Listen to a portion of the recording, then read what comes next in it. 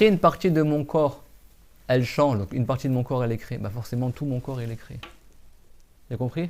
C'est pour ça que les savants du Tawhid, ils disent c'est impossible qu'un attribut de Allah soit entré en existence. Parce que si un attribut de Allah soit entré en existence, ça veut dire que Allah, tout son être, il serait entré en existence. C'est clair? C'est pour ça que c'est impossible que Dieu, par exemple, il soit établi ou assis sur le trône. Pourquoi? Parce que le trône n'est pas éternel avec Dieu. Et Allah, il existait avant le trône. Donc si tu prétends que Allah, il a créé le trône et après il s'est établi sur le trône, tu as attribué à Allah le changement.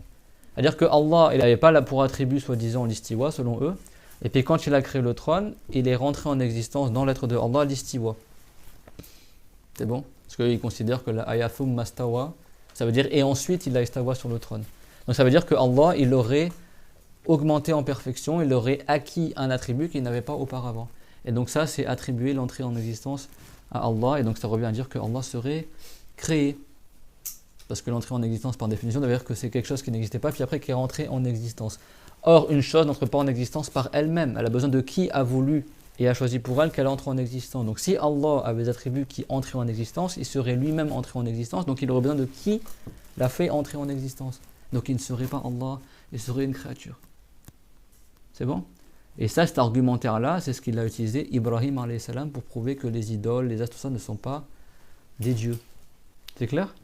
C'est dans le Coran, sauf que les Ash'arites, ils l'ont déroulé, étayé de manière plus explicite, c'est tout, mais c'est tous les savants ont dit ça. Le prophète, il enseignait ça, les compagnons enseignaient ça. C'est clair? Sauf qu'à l'époque du salaf, les gens, ils avaient une compréhension beaucoup meilleure qu'aujourd'hui. Ils avaient plus de compréhension qu'aujourd'hui, ils n'avaient pas besoin que tu leur détailles par A plus B tout en profondeur. Ibrahim, en une seule parole, il a dit tout ça. Il a dit « Inni la uhibbul afilin ». Moi, j'adore pas quelque chose qui se couche. Vous avez compris? Il n'a pas dit ah bah, le soleil il change d'un état à un autre. Mais ça, on comprend de sa parole. Et c'était ça l'objectif de sa parole. C'est parce que quelque chose qui change est forcément créé. Donc Allah ne change pas. Tous ses attributs sont ses attributs. Dieu, il a pour attribut l'istiwa de toute éternité. Et donc ça prouve bien que l'istiwa, ça ne veut pas dire le fait de s'asseoir sur le trône, parce que ça impliquerait que le trône soit éternel avec Dieu. Vous avez compris ou pas? Donc c'est forcément un istiwa qui est autre dans le sens de l'établissement et autre que dans le sens de la position assise.